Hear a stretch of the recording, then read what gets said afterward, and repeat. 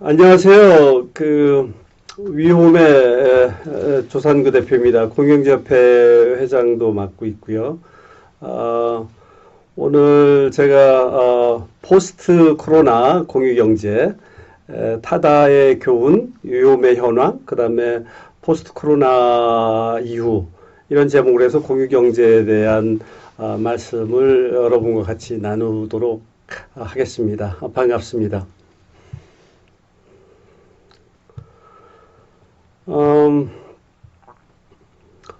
대한민국 공경제 정말 전 엄청난 큰 기회, 위기이자 큰 기회라고 생각을 하고 있는데요. 어쨌든 전체적으로 공유경제 전반에 대해서 얘기를 할 건데요. 오늘은 진행 과정에서 질문이 있으시면 카톡으로 이렇게 계속 남겨주시면 제가 중간중간에 보고 관계된 질문에 대해 답변을 드릴 테니까 카톡으로 내용을 주시면 감사하겠습니다. 필요할 때요. 오늘 제가 말씀드릴 거는 이제 전체적으로 공유 경제 이거 한물 간 거 아니야? 이런 얘기도 좀 있는데 공유 경제가 왜 중요하고 그런 어떤 세간의 얘기들에 대한 제 의견을 드리고요. 그리고 작년에 제가 중국에 갔는데 일상이 된 중국의 공유경제 실제로 제가 체험했던 거를 여러분과 좀 현실감 있게 그 경험을 나누고 싶습니다.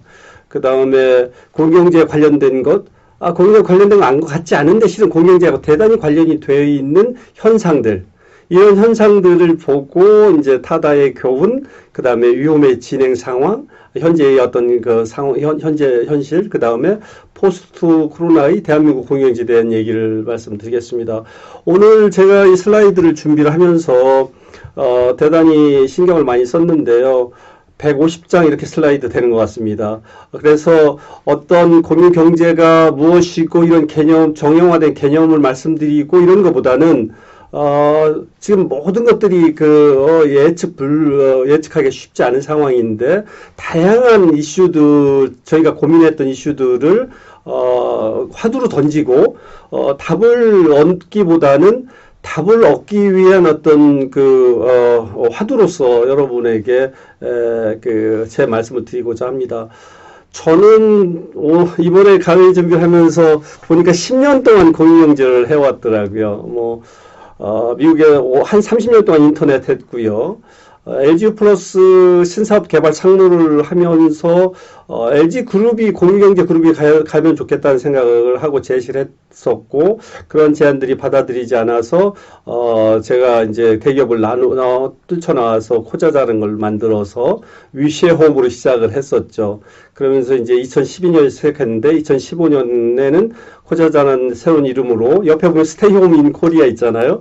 그때 이제 사진 찍기는 2017년에 찍었는데 그 당시에 저희 모토였어요. 근데 지금의 상황을 이렇게 예견한 듯한 그런 생각이 들어서 제 사진을 옆에 놨어. 그 다음에는 위홈이라는 이름을 2018년을 바꿔서 독점의 문제를 푸는 조합형 공유수방에 대한 고민을 했었고, 작년에는 ICT 규제 샌드박스 설정 특례를 신청을 했고, 그 다음에 이제 한국공유협회를 이제 여러 공유경제 스타트업들 CEO들과 만들었었고요. 2020년 지금 이제 위험 특례 공유 숙박업이라는 어떤 정식 서비스 런칭을 준비를 하고 있습니다. 그동안 이 10년 동안 공유경제에 대한 경험을 오늘 그 생각을 여러분하고 공유를 하겠습니다. 지금 이제 현재 시점에서 공유경제 하면 일단 타다로부터 타다 생각이 제일 많이 나실 거고, 공유 모빌리티, 그 다음에 이제 현재 코로나가 비포가 있고 코로나가 진행되는 상황이 있고 애프터가 있는데, 공유경제라는 어떤 키워드를 중심으로 하지만 주위에서 일어나는 한류 방역, 그 다음에 총선 성공했고, 그 다음에 선진 대한민국, 하지만 앞으로 이미 시작된 경제 위기를 어떻게 극복할 것인가. 그다음에 좀 더 장기적으로는 코로나와의 어떤 3차 대전이라고 할 정도로 모든 분야에서의 어떤 변화가 있을 텐데, 새로운 세계 질서에 대한 어떤 생각들, 기대들, 그다음에 이제 최근에 공유경제와 약간 더 연계된 게 이제 위험 공유 숙박 규제 샌드박스도 있지만 불거졌던 배달의 민족의 독점 플랫폼의 이슈, 이 결국엔 공유경제 다 플랫폼 경제이지 않습니까? 이런 어떤 더 복잡한 이런 생각들이 있으실 건데, 이런 것들 좀 한번 정리하는 어떤 시간을 가져보도록 하겠습니다. 공유경제. 세간에 요즘 가보면, 공유경제 맛 간 거 아니야? 뭐 아직도 공유경제 이런 얘기를 합니다. 그 10년 동안 공유경제 해온 제 입장에서는, 그렇지 않다는 생각이 드는데, 일단 공유경제 맛이 갔다고 하면서 얘기하는 게, 서브스크립션 경제가 뜨는 거 아니야? 서큘러 경제? 그래서 뭐 순환 경제, 그 다음에, 그 구독 경제 얘기를 하는데, 결론적으로 공유경제의 다른 얘기들이거든요. 그래서 공유경제가 말씩 간 거 아니야? 라 얘기하는 것 중에 대표적인 게, 우버? 140조 얘기하더니, 뭐 요즘 장사 안 된다며. 위워크? 50조, 60조 얘기하더니, 뭐, 요즘, 뭐, 손정희 회장, 위워크 때문에 고생이 많다며. 에어비앤비 IPO 한다고 했는데 지금 생존의 이슈라 이런 얘기를 하거든요. 그래서 제가 이제, 그분들의 의견들을, 한번, 찾아봤어요. 에어비앤비가 대표적인 거죠. 에어비앤비는 작년에 상장하냐, 올해 상장하냐, 회사 가치가 우리 돈으로 60조, 100조는 금방 간다고 했던 회사예요. 근데 코로나 사태가 터지면서 지금 어떤 상황이냐면 생존의 이슈 얘기가 나온단 말이에요. 밸류가 그러니까 180억 달러, 우리 돈은 한 22억, 2조? 이걸로 해서 한 1조를 조달하는 식으로 바뀌었단 말이에요. 그 다음에 실제로 아까 그 그래프에서도 봤지만 한국에서도 예약이 거의 다 100% 취소되는 상황입니다.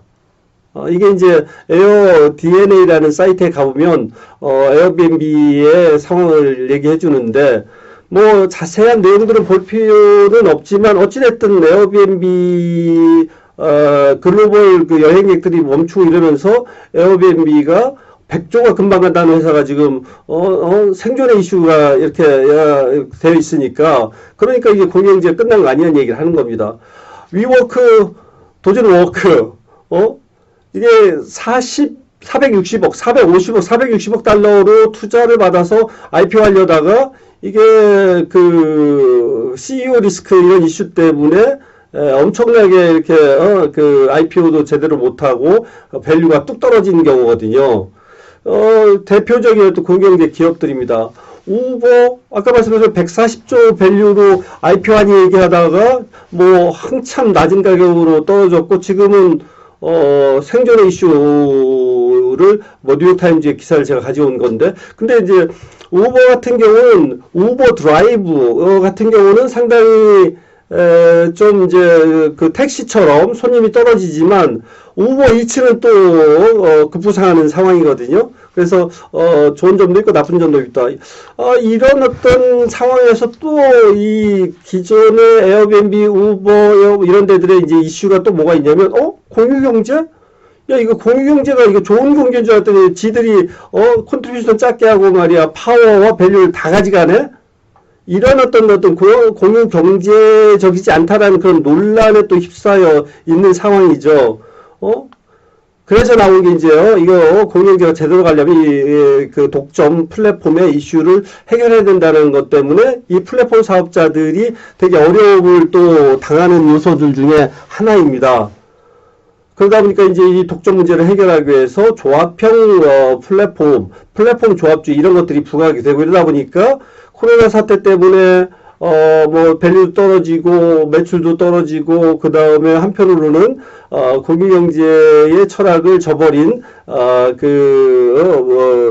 제대로 된 공유경제가 아니냐 이런 이슈들이 있거든요.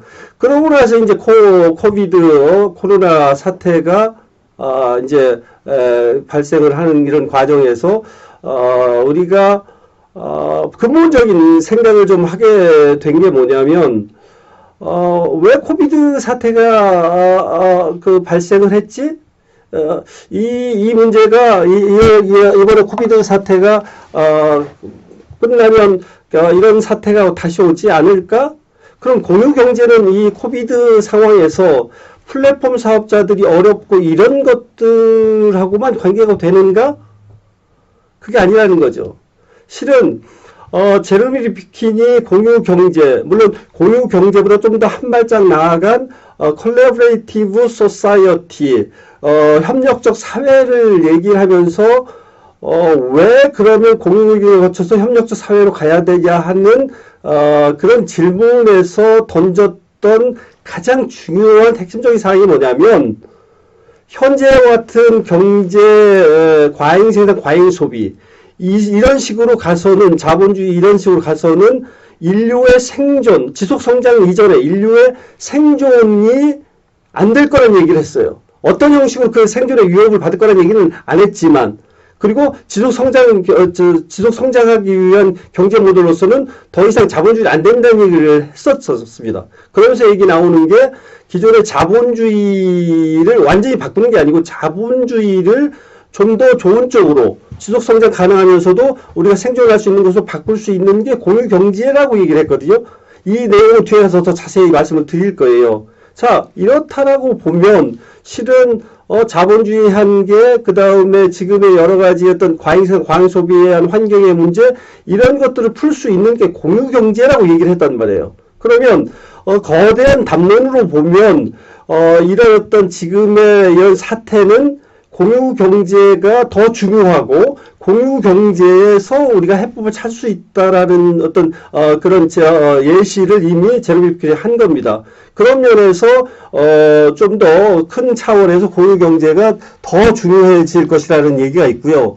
그 다음에 현실적으로 그런 얘기를 합니다. 공유경제의 맛이 같다고 하는데 플랫폼들이 같다는 얘기를 하는데 에어비앤비 당연히 지금 타격이 엄청 크죠. 그런데 호텔 사업자, 힐튼 사업자가 지금의 사태로 더 타격이 클까요? 아니면 다양한 숙소들을 연결하는 플랫폼 사업자가 더 클까요? 힐튼이 이미 중국에서 150여 개 호텔을 그냥 셧다운 시켜버렸어요. 거기는 1박에 100불씩, 200불씩, 300불씩 받는 것을 돈이 들어오는 게 아니에요. 근데 플랫폼 사업자는 10%, 15% 받는 거거든요. 그러니까 겉으로 봐서 그동안 급부상하는 공유경제 플랫폼들이 어려움을 당하는 건 사실이지만 상대적으로 기존의 다른 어떤 헤비 어셋을 가지고 있는 사업자들보다는 솔직히 상대적으로는 충격이 덜 큰 겁니다. 그런 면에서 현실적으로도 이런 어떤 착시 효과 때문에 공유경제가 덜 타격이 크다는 얘기하는데 그렇지 않다는 말씀을 드리는 거고요. 다만 공유경제가 이제 조금은 달라질 것 같아요. 예를 들어서 에어비앤비의 공유 숙박 관점에서 봐도 글로벌 여행객들이 사라지다 보니까 이제는 지역의 어떤 공유 숙박으로 그게 더 중요해지는 로컬 중심으로 재편된다든가 그 다음에 공유경제가 급부상한 이유 역사를 보면 경기 침체할 때 옛날에 미국의 론 사태 이런 것들 때문에 그때 돈을 좀 아끼고 싶다. 내가 뭔가 있는데 유유자원을 공유해가지고 돈을 벌고 싶다. 이런 것들이 어떤 IT 기술하고 맞닥뜨려지면서 공유경제가 급부상한 거거든요. 그런 측면에서 봤을 때 현실적으로도 새로운 어떤 룰이 좀 바뀌긴 하겠지만 공유경제는 현실적으로 더 활성화될 것이라는 게 저희 생각입니다. 따라서 지금까지 공유경제가 이거 맛이 같은 거 아니냐 이런 얘기를 하지만 현실에서 느끼는 거는 비포 코로나에서 지금 듀링 코로나 그 다음에 애프터 코로나 애프터 코로나에서 AC 이렇게 얘기를 하는데 그거는 좀 더 과장된 것 같고 좀 더 현실적으로는 포스트 코로나로 봤을 때 사태를 극복하고 경제 회복을 하면서 인류 생존과 지속 성장 경제로 올라가는 데 있어서 독점이 아닌 정말 참여자 중심의 진정한 공유경제가 이런 역할을 할 거기 때문에 공유경제에 대한 중요성, 공유경제의 어떤 활성화 이런 것들은 더더욱 부상이 될 거라고 생각을 하고 있습니다. 마이크 위치 조절이 필요하다입니다. 지금 질문도 좀 해주시고요. 마이크가 좀 덜 들리시는 것 같아요. 아니면 목소리를 좀 크게 할까요? 한번 확인해 봐 주실래요? 목소리 괜찮아요? 네, 감사합니다. 최재현 건기원에 계신 분, 말씀해 주셔서, 이제 괜찮으신가요? 이 정도면 됐습니까? 너무 가깝다고요? 너무 가깝다고요, 지금 어떠세요? 아, 예, 예. 고맙습니다. 예, 예, 예. 너무 크게 들렸군요. 이원주, KT에 계셔. 제가 KT에 3번 입사한 사람인데. 네, 지난해 그 공영제를 제가 오랫동안 했잖아요. 그러고 나서, 중국 청두를 갔습니다. 공영제, 공영제 때문에 간 게 아니고 실은 저희가 이제 토큰 이코노미 이런 것 때문에 갔었는데요. 청도 아주 유명한 곳이죠. 두보하고 그다음에 삼국지에 유명한 유적들이 있는 곳인데, 상당히 좀 놀랐어요. 제가 되게 막 급하게 가다 보니까 돈을 중국 돈을 준비를 안 하고 크레딧 카드만 가져갔는데, 밤에 이렇게 가면서 가다 보니까 중국은 크레딧 카드, 공항에서도 크레딧 카드를 안 받는 거예요. 배고파가지고 밥 먹으러 가는데. 근데 이제 걱정이 뭐냐면, 배고픈 거예요. 참으면 되는데, 공항에서 컨퍼런스, 초대받았기 때문에 공항에서 컨퍼런스장까지 빨리 갔어야 되는데, 이 카드도 안 되고, 그 다음에 돈을 뺄 수도 없고, 이래서 되게 좀 당황을 했는데, 혹시나 디디 출신 글로벌 좀 그런 게 있으니까, 혹시 카드가 될까 싶어가지고, 이제 카드 혹시 시도해보니까 되더라고요. 근데, 가서 놀란 건 뭐냐면, 택시를 한 번도 탄 적이 없어요. 디디 출신으로 다 했고, 그리고 이분들하고 영어를 잘 다 못하세요. 근데, 전혀 불편함이 없어서 왜? 앱에서 다 소통이 됐으니까요. 그 다음에 거리에 가니까 공유자전거들이 널려 있어요. 근데 놀랐던 것 중에 하나가 뭐냐면 아마 모바이크일 거예요. 제가 모바이크 한국에 수원에 처음에 진출했기 때문에 모바이크를 다운로드 받는데 쓰진 않았거든요. 그래서 저도 모험 정신이 좀 있는 사람이라서 혹시나 해가지고 그 모바이크를 킨 다음에 제가 가입도 안 했었는데 킨 다음에 그냥 모바이크 자전거에 QR코드를 딱 댔더니 이게 열리는 거예요. 그래서 나중에 가서 보니까 처음 타는 거는 가입도 안 하고 그냥 타게 해주는 거예요. 야, 그래서 대단하구나 생각을 했었는데 제가 중국에서 이 거리를 보고 여기저기 이렇게 모바이크들이 있는 걸 보고 제가 느낀 건 뭐냐면 자유로움이었어요. 특히나 여행객으로서 잘 모르잖아요. 그러면 여기서 저기까지 갈 때 그냥 타고 가서 어디다 놓으면 되는 거였어요. 그 경험을 했었고, 그 다음에 공유 숙박. 첫날은 제가 힐튼에서 잤는데, 제가 평생 동안 가장 좋은 호텔이었던 것 같아요. 컨퍼런스 하는 데서, 서포트 했기 때문에. 공유 숙박 하는 입장에서 저도 이제 실적으로 중국의 공유 숙박 상황을 좀 보기 위해서 공유 숙박을 했는데, 되게 좋았어요. 일단은, 호스트가 영어를 전혀 못하는데 전혀 문제가 없었고 9개의 오피스텔 가지고 한다고 하더라고요. 이게 지금 제가 묵었던 곳인데 얼마냐면 3만 원이었어요. 완전히 공유 숙박에 최적화되어 있었고요. 호텔과 공유 숙박이 같이 경험을 이론적으로 했었지만 경험해본 바로는 동네에 머문다라는 것이 되게 달랐습니다. 그러니까 저는 호텔에만 머무는 게 아니고 어떤 때는 호텔에 머물고 비즈니스를 위해서는 어떤 때는 공유 숙박을 하고 이럴 수 있는 것. 그래서 공유 숙박이 왜 필요한지를 정말 다시 한번 느꼈었고요. 저희 사무실이 위워크에 있습니다. 똑같았어요. 그리고 가서 그냥 크레딧 1포인트 쓰면 그러면 한국 서울에서 근무했던 건 똑같은 환경에서 근무할 수 있었습니다. 전체적으로 느낀 건 뭐냐면 되게 놀라웠어요. 중국의 공유경제 얘기하면 되게 정부의 전략적인 접근이라는 게 하나가 있고, 두 번째는,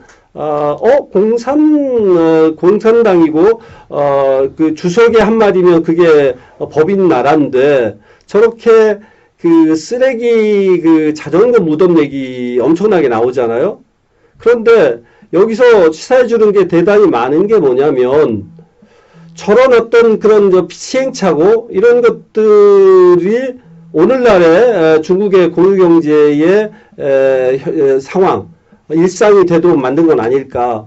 우리는 그럼 어떻게 해야 될 거냐는 어떤 그런 많은 질문을 던져주는 겁니다. 제가 이게 위험 저희 스테이크인데 떨어져서 다시 붙였습니다. 어찌됐든 대단히 저희한테 시사는 커졌고요. 전체적으로 공유경제가 중요하다. 그 다음에 중국에 가보니까 공유가 일상이더라. 공유경제 선진국이더라. 그런 걸 말씀드렸고, 공유경제에 되게 유관된 사항들, 현상들, 그래서 한 번쯤 공유경제 관점에서 생각해야 될 것들을 말씀을 드리겠습니다. 제가 보시면 중간중간에 이렇게 바다가 보이는 그 그림, 꽃 그림, 이런 것들을 많이 준비를 했는데, 여러분이 온라인 강의할 때 답답하실까봐 일부러 그런 겁니다. 예, 되게, 배려를 하려고 노력을 했다는 말씀 드리고 싶고요. 타다 멈췄습니다. 타다가 멈추다. 예? 그리고 지금은 타다의 드라이버들이, 항의를 하고 있고요. 1년 반 실은 유예기간이 있음에도 불구하고, 멈췄습니다. 타다에 대해 자세히 더 얘기하겠습니다만. 그리고, 검찰이 타다를 딴지를 걸었고, 결국에 국회에서 타다 금지법, 명확하게 타다 금지법은 아니지만, 이름은 그렇지 않지만, 현실적으로 타다 금지법이었고요. 마치 국민과 택시업계, 검찰, 국회, 정부가 이렇게 대립하는, 그런 모양을 보였습니다. 제가 현상만 말씀드리고, 뒤에 가서 이제 타다에 대한 얘기를 여러 가지 드릴 거지만, 정말 복잡합니다. 공유경제 플랫폼을 하는 입장, 공유경제 협회장으로서의 입장, 어느 쪽으로도 손을 들어줄 수 없는 복잡한 그런 속내가 있습니다. 배달의 민족, 외국 마케팅 정말 잘했고, 정말 저희도 이렇게 벤치마킹도 많이 하고, 그 다음에 수수료 제로로 시작을 했었는데, 어느 날 갑자기 98.7% M&A 해가지고 독점 플랫폼이 된다? 이거 상상하기 쉽지 않거든요. 예. 왜 이렇게 됐을까? 이 상황 어떻게 받아들일 건가? 앞으로는 플랫폼이 모든 걸 다 좌지우지하게 돼 있거든요. 플랫폼을 내주면 다 내주는 거예요. 그게 이제 저희 생각입니다. 그래서, 수수료 없는 걸로 하더니 갑자기 종량제로 바꾸고, 그러면서, 공공 플랫폼이 갑자기 뜹니다. 배달의 명수 얘기가 나오고, 이거를 조금 더 이제 얘기를 말씀을 드리다 보면, 폼생폼사입니다. 플랫폼생폼사. 왜냐면, 이 플랫폼의 독점력이라는 게 엄청나거든요. 그동안은 네트워크 효과 때문이죠. 많이 모이는데 가서, 거기에 조인을 해야 가치가 크니까 사람들이 몰리는 거예요. 그래서, 그걸 이제 네트워크 효과라고 하는데, 네트워크 효과에 하나가 더 추가된 게 뭐냐면, 데이터 효과예요. AI 때문에, 내가, 농사 짓다가, 쌀 농사 짓다가 옆에다가 콩을 심었는데, 아니면, 쌀을 수확하려고 했는데, 쌀보다도 뭐가 더 가치가 나? 이 볏짚이 더 가치가 있는 거예요. 그것도 이렇게 모여있는. 그래서 저는 이걸, 네트워크 이펙트와 데이터 이펙트를 합친, 데이터 이펙트라고 하는데, 근데 또 이제 코로나 효과 때문에 또 더 이제 독점력이 커질 거란 말이에요. 이런 상황에서 기업 플랫폼이 있고, 공공 플랫폼이 있고, 실은 공공 플랫폼이라는 게 실은, IT 기반의 공공 플랫폼이라기보다는 물리적인 플랫폼인데, 지금 이제 IT 기반의 그런 플랫폼을 말씀드린 거고, 그리고 그거의 조합인 조합 플랫폼이 있는데, 이 플랫폼이 앞으로 어떻게 전개될 것인가, 우버나 이런 데들이 공공 쪽으로 들어왔단 말이에요. 원래 택시 이런 것들은, 공공에서 라이선스로 관할했던 건데, 그러면 공공 관점에서도 보면, 사기업들이 담당했던 쪽을 공공 플랫폼에 또 갖지 말라는 법이었거든요. 그래서 이 폼생폼사의 이런 상황에 대해서 우리가 어떻게 할 것인가, 대단히 고민을 많이 해야 될 거라는 생각이 들고요. 그 다음에 플랫폼, 배민 뭐라고 하는데 뭐라고 할 수가 없어요. 아니, 독점하기 위해서 사람들한테 막 돈 뿌려서 독점을 해요. 그 다음에 이제 독점되면 그 다음에 어떻게 해요? 그 다음에 이제, 수수료 올려가지고 돈 버는 게 구글 그렇고, 또 아마존 다 거의 비슷하거든요. 자본주의의 태생적 한계인데 이걸 어떻게 극복을 해야 될 것인가 퀘션이 남는데 결국에는 조합, 공유 경제 이런 쪽에 해답이 있지 않나 그런 생각을 좀 하고 있고요. 그 다음에 총선 개표 이번에 이건 제가 이제 캐치한 건데 KBS, MBC들 뭐 몇십억 들여서 준비를 했을 거예요. 그런데 제가 본 바로는 물론 유튜브지만 그 박시영의 눈이 있거든요. KBS는 6만 명인데 저쪽은 9만 명이 보고 있었어요. 그리고 비용은 몇백만 원 드는 거거든요. 이게 무엇을 뜻할까? 어떤 조직에 의해서, 돈에 의해서, 그것에 의해서 좌지우지 되는 게 아니고, 몇 사람에 의해서, 그 다음에 유튜브가 있기 때문에 오히려 효과는 몇십배, 몇백 배가 날 수 있는 거거든요. 그 다음에 하나 더 말씀드리면, MBC, KBS 엄청난 적자 내고 있습니다. 그런데 6살 유튜버가, 95억 청담도 빌딩 매입하고 1년에 몇십억씩 버는 상황이에요. 이게 뭘 뜻할까요? 이게 경제 얘기 아니에요. 개인이 기업보다도 훨씬 더 효율적으로 할 수 있는 상황이 된 거예요. 단순한, 미디어 소비자가, 정보의 소비자가 미디어가 된 상황입니다.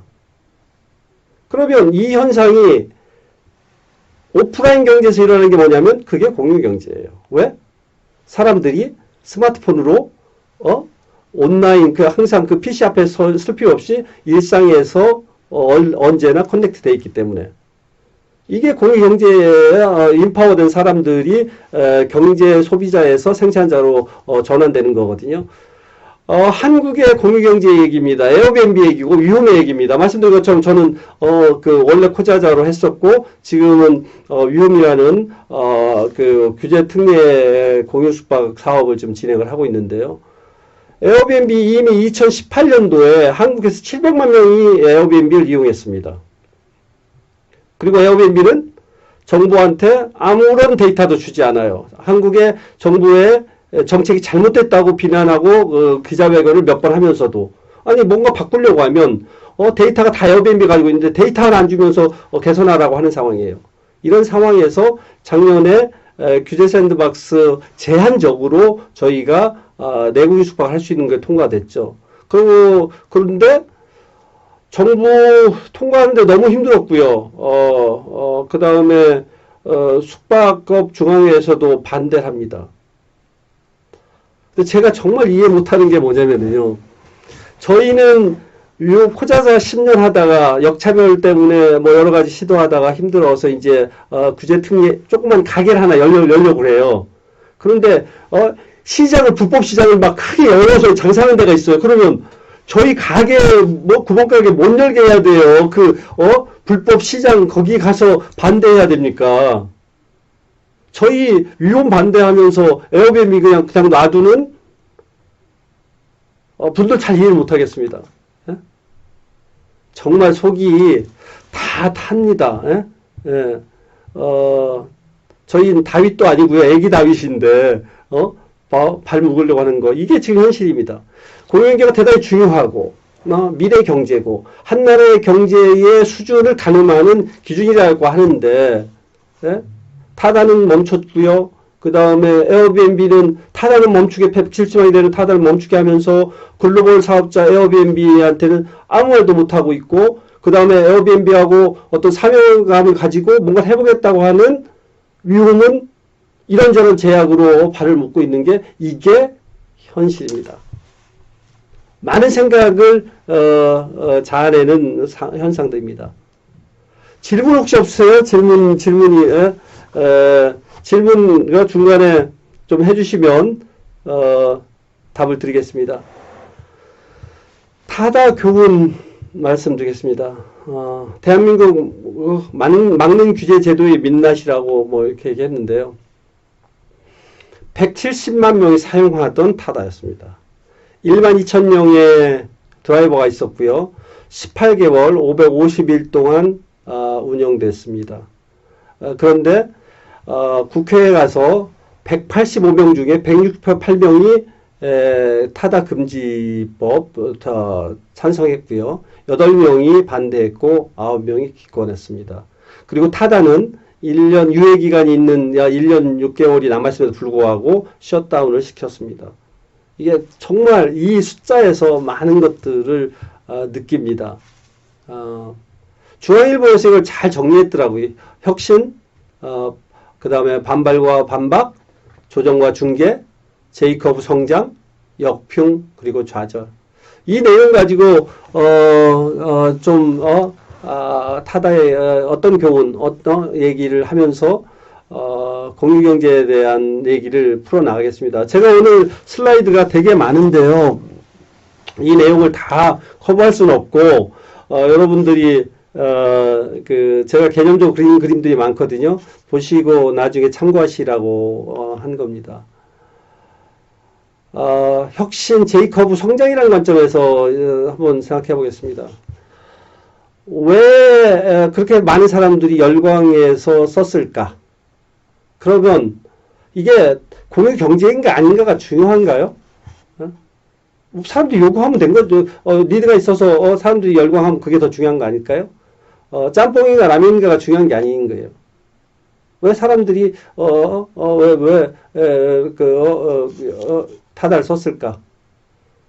하지만 물으니 타다가 공유경제가 아닌가에 대한 답변을 좀 공유경제 개념을 말씀드리면서 답을 드릴 건데 제가 볼 때는 공유경제예요. 그러니까 어디 쪽에서는 타다가 공유경제야 아니야 막 논란하는데 공유경제에 대한 생각이 다 달라요. 정리가 좀 필요합니다. 타다는 공유경제다. 왜? 시민의 그 소비 욕구 이것을 맞춰서 낸 서비스이기 때문입니다. 왜 그런지에 대한 말씀 드리겠습니다.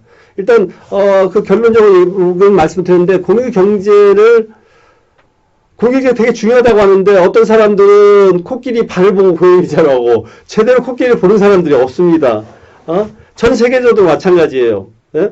유유자원의 공유라고 한다면 좋은 거라며 근데 이게 독점하면 공유경제가 아니네 이런 논란들도 많이 되고요. 어찌됐든 말씀을 드리면 유유자원의 공유를 시작했어요. 필요한 사람과 유유자원 있는 사람 IT 기술에 의해서 효율적으로 신뢰 있게끔 연결할 수 있게끔 되면서 대상도 다양해지고 참여자도 다양해진 게 사실입니다.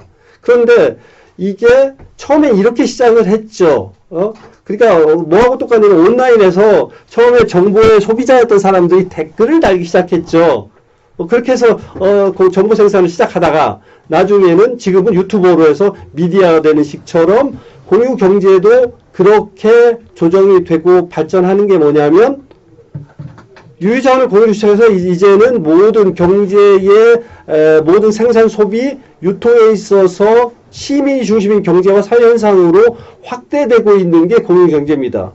그래서 기업이 중심의 경제였다고 하면 공유경제는 시민 중심의 경제로 해서 기존 경제에다가 시민에 의한 경제가치 생산이 늘어나면서 저는 이제 제국경제라고 얘기를 하는 거죠. 그래서 경제가 발달하기 위해서는 전체적으로 그 규모가 커지기 위해서는 공유경제가 커져야 된다는 논리가 여기에 있는데 어찌됐든 공유경제, 지금의 공유경제는 시민 중심의 경제이다. 다만 기업 중심의 경제가 소위 시민 중심의 그 경제의 제로섬 관계가 아니란 말이에요. 이게 확대되면서 기업 중심의 어떤 기존 산업 경제와 공유 경제가 같이 그 결부된 혼합 경제로 진행될 것이라고 저는 생각을 합니다. 그다음에 공유 경제 얘기하다 기그 이코노미, 온라인 디맨드, 구독 경제가 나오는데 다 공급과 소유 측을 얘기하는 겁니다.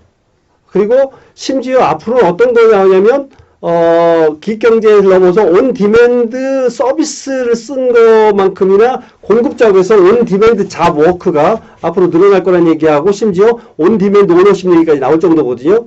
이게 이제 제가 이제 공유경제의 그 공급과 수요 측면을 말씀을 드리는 거고요. 좀 더 나중에 자세히 보셨으면 좋겠고, 그 다음에 공유는 원래부터 있었던 거죠. 가족 간의 공유, 그 다음에 그 공동체에서의 공유. 근데 경제는 아니었어요. 근데 그게 그 경제가 됐던 거는 혁신 기술 그다음에 공유를 통해서 다양한 가치를 가질 수 있었기 때문이거든요. 이게 처음에 협력적 소비로 나왔다가 유유자원을 공유로 해서 시민 중의 경제로 가면서 지금은 어떤 얘기가 나오냐면 콜라보레이티브 커먼스 내지 콜라보레이티브 소사이어티 공유 사회로 발전하는 이런 모델입니다. 그 과정에서 독점 플랫폼이 있었고 그 독점 플랫폼에 문제가 있으니까 조합주의로 가야 된다는 얘기를 하고 있는 상황이거든요. 이런 것들도 그 전체 흐름을 보면 어떻게 진행되는지 알 수 있고 그 다음에 일자리도 보면 공유경제가 부스러기 경제 이런 얘기를 하지만 가면 갈수록 사람들이 안정적인 일자리보다는 유연한 일자리, 다양한 일자리를 요구하는 게 사실입니다. 그렇기 때문에 평생 직업이 여러 직장이 되고 평생 직업이 여러 직업이 되고 그 다음에 온디맨드 일거리로 바뀌는 이런 추세를 그냥 공유경제가 따라가는 것 뿐입니다. 따라서 이런 면에서도 이제 공유경제는 일자리 창출의 장면에서도 공유경제가 되게 중요하고요. 그 다음에 4차 산업혁명 얘기를 많이 하는데 산업혁명은 그대로 1차, 2차, 3차, 4차에서도 자본주의 경제는 그대로 변함이 없었는데 실은 시민주의의 새로운 경제 모델이었던 거는 4차 산업혁명 자체의 변화만큼이나 새로운 뉴 경제 모델이기 때문에 이 두 가지가 시너지에 의해서 엄청난 효과를 일으킬 거라는 겁니다. 공유경제를 어떤 산업혁명 관점에서 말씀을 드리는 거고 결국에 결론적으로 말씀드리면은 공유경제는 시민 중심의 경제라는 겁니다. 국민 중심, 국민 참여. 그리고 결론적으로 말씀드리는 게 공유경제는 시민 관점에서의 니드를 따라가기 때문에 소비 차원에서의 그 시민 중심의 경제라고 하는 거고요. 마치 기존의 렌트카, 롯데 렌트카는 공유경제가 아닌데 쏘카는 렌트카 그 공유경제로 얘기하는 게 뭐냐면 이전의 렌트카는 어떻게 되죠? 내가 2시간이 필요하다 하루를 빌려야 돼. 사무실에 가야 돼. 예? 근데 쏘카는 어떻게 내 근처에서 내가 원하는 시간만 빌려서 쓸 수 있게끔 됐기 때문에 공유경제라고 얘기를 하는 거거든요. 공유경제를 단순히 유유자원의 공유가 아니고 공유 가치의 생산, 유통, 소비 모든 면에서 봐야 된다는 겁니다. 그래서 소비 차원에서 시민 중심이기 때문에 그 타다나 쏘카도 공유경제로 얘기를 하는 거고요. 지금 질문이 나와서 일단은 질문 답을 드리겠습니다. 타다는 그 실질적 플랫폼을 갖고 있는 우버랑 다르지 않나요? 오히려 우버랑 실제 택시랑 중간 단계인 거 정확한 말씀이에요. 그러니까 우버 원래 유유자원의 공유란 측면에 얘기하면 우버X가 가장 전형적인 공유경제 모델이에요. 나 차를 가지고 있는데 짜투리 시간도 있고 그럴 때 우버X 그냥 일반인들이 택시 서비스 하는 거죠. 근데 타다는 어떻게 되죠? 일반인들이 그 서비스를 제공하는 게, 하는 게 아니고, B2C예요. 아까 말씀드린 렌트카 회사하고 다르지 않잖아요? 그런데 문제는 왜 공유경제라고 하냐? 택시에서 제공하지 않는, 정부에서 컨트롤하는 어떤 면허 시스템에 의해서 공급하는 그런 게 아니고, 소비자의 니즈에 맞게끔 따라간 B2C지만, 소비 관점에서 봤을 때 시민 중심의 소비 양태를 띠기 때문에 시민 중심의 소비 그래서 공유 경제로 지금 얘기를 하는 겁니다. 좀 더 포괄적으로요. 그 다음에 두 번째 또 질문이 타다랑 카카오택시는 다르다는 취지에서 말씀드렸는데 네네, 그 비슷한 말씀을 드린 것 같고, 그 다음에 유효 중고차를 크라우드 펀딩에서 구입해서 택시 회사를 차리면 공유경제라 볼 수, 그것도 일단은 그 소비 차원에서 공급하는 방식이 개인이 하든, 유유자원을 활용한 개인이 하든, 기업이 하든,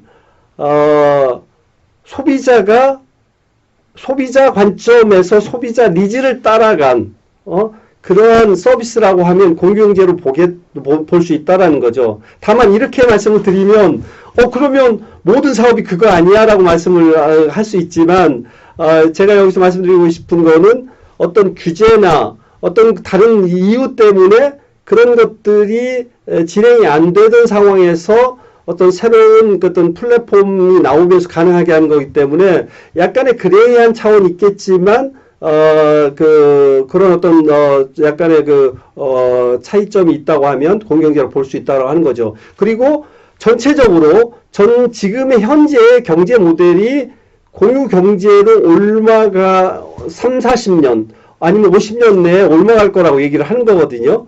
그렇기 때문에 공유경제의 범위가 상당히 확대되는 건 사실입니다.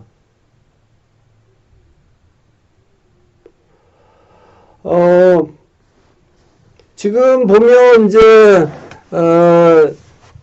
독점 플랫폼에 대한 이슈가 이제 이 공유 경제가 시민 중심의 경제면 실은 시민들이 가치를 만들어내는데 독점 플랫폼이 가치와 힘을 다 독점하는 거거든요. 앞뒤가 안 맞는 얘기죠. 그래서 공유 경제에서 가장 큰 뭐랄까 장애가 독점 플랫폼의 횡포라고 얘기했잖아요. 그래서 그 문제는 해결돼야 됩니다. 그래서 조합주의나 이런 것들이 나오는 상황이고요. 제 생각은 그런 것들이 해결이 될 거라고 보여요. 위홈 같은 경우도 에어비앤비 경쟁을 하는 데 있어서 내세우는 철학과 전략 중에 하나가 우리는 조합이란 얘기예요. 하지만 조합이 돌아가야 되잖아요. 이게 플랫폼이 있어야 되니까 조합비는 받겠지만 독점을 한 다음에 그 서비스료를 일방적으로 올린다거나 이러지 않겠다는 겁니다. 질문 너무 감사드리고 정말 핵심적인 질문들입니다. 내용이 많기 때문에 좀 진행하면서 또 말씀을 드리겠습니다.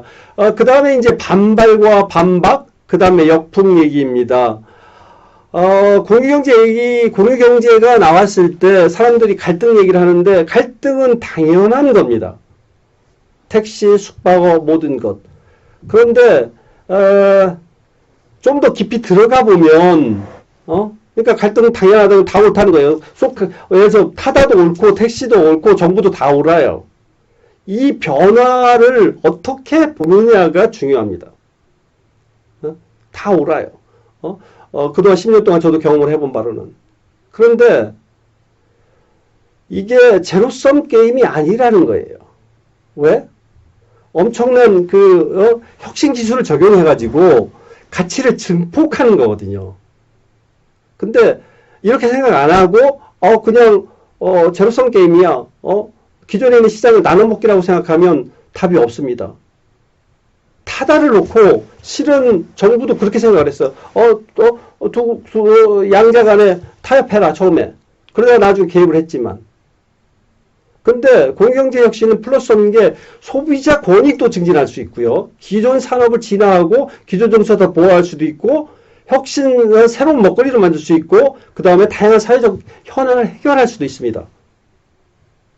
이게 가능하다고 인식하면 실은 해법을 찾겠죠. 처음부터 갈등 구조라고 생각하면 갈등 구조를 푸는 게 그게 최종 고울이 됩니다. 그래서 지금의 어떤 이런 타다의 갈등이나 이런 것들은 어쩌면 공유경제에 대한 잘못된 인식, 공유경제가 제로섬 게임이라는 인식, 이런 것 때문일 수 있습니다. 그래서 플러스섬이라는 생각을 가지고 접근을 좀 해봐야 된다고 하는 거고요. 예를 들어서 우리나라 IT 강국이라고 합니다. 공유경제는 IT 기술이 정말 중요한 거거든요. 그런데 필리핀에서 그랩이 나오고 그런 회사들이 20조 이런 밸류를 얘기를 합니다. 그러면 그 20조면 서울에 있는 개인 택시 면허들을 다 사주고도 남는 그런 어떤 혁신이거든요. 그러면서 봤을 때 이게 이제 그대로 대비는 정확하게 되는 건 아니래도 왜 한국에 우버, 리프트 회사 한국판이 나오지? 나올 수 있는 여건 다 되는데 뭐만 한데요? 국가 전략이 부재했다든가 그보다 더 중요한 거는 실은 막는 규제 시스템 때문에 과거에 얽매여서 뭘 못하는 거죠. 그 규제 얘기는 좀 나중에서 얘기가 있습니다. 그리고 지금 보니까 질문 보니까 네, 뭐 아까 답을 드린 것 같고 그 독점 플랫폼에 그 다음에 이제 세 번째가 조정과 중재 그리고 좌절입니다. 네. 이게 조정과 중재하고 뭐 한다고 뭐 이렇게 좌절됐지만 실은 타다는 멈출 수 없습니다. 뭐 타자를 은유적 상징적으로 이렇게 얘기를 했지만 멈출 수 없어요. 타다는 멈췄지만 타다 현상은 멈출 수가 없습니다. 왜? 디커플링 가장 최근에 제가 책 읽은 것 중에 스타트업 CEO로서 디커플링이 되게 인상적이었는데 변화의 주체는 소비자이기 때문이에요. 시민이기 때문이에요. 공영제가 모르 시민 중심이라고 했죠. 시민이 소비를 이끌어가는 거거든요. 예, 170만 명이 이용하고 있어요. 예? 우버 정부에서 정부가 어떤 면허 준 데도 아니고 그러니까 위험하니까 타지 말라고 그랬는데 지금은 우버가 됐든 리프트가 됐든 디지추싱이 됐든 뭐 그랩이 됐든 일반화돼 가고 있어요. 예? 소비자가 요구하는 거거든요. 보니까 기존의 정부 시스템보다 더 안전한 거예요. 플랫폼이. 예? 이걸 어떻게 멈출 수 있겠습니까? 멈출 수 없다라는 거예요. 왜? 필요할 때만 소유하는 거거든요. 그러니까 더 돈 덜 들이고 다양하게 편하게 누릴 수 있게 된 걸 사람들이 느꼈어요. 그러면 어떻게 하겠어요? 당연히 그렇게 하겠죠. 그 다음에 다양한 거를 누릴 수 있어요. 왜 공유숙박이 왜 급부상할까요? 6개, 5개, 100년 된 호텔 체인들의 전체 객실이 450만 밖에 안 됩니다. 에어비앤비 객실이 10년 된 에어비앤비 객실이 800만 개입니다. 왜 그럴까요? 예? 이런 다양한 욕구, 이런 것들이 시장을 이끄는 겁니다. 막을 수가 없습니다. 새로운 타다 때문에 기본 타다는 멈췄지만 새로운 타다들이 계속 나올 겁니다. 막을 수가 없습니다. 말씀드린 것처럼 거대한 흐름이기 때문이기도 하고 이 흐름을 이끄는 것은 소비자들이기 때문입니다. 그런데 제가 10년 동안 지금 공유경제를 해왔습니다. 10년 동안 한국에서 공유경제 뭐 되게 어려웠지만 남 탓을 좀 하자고 하면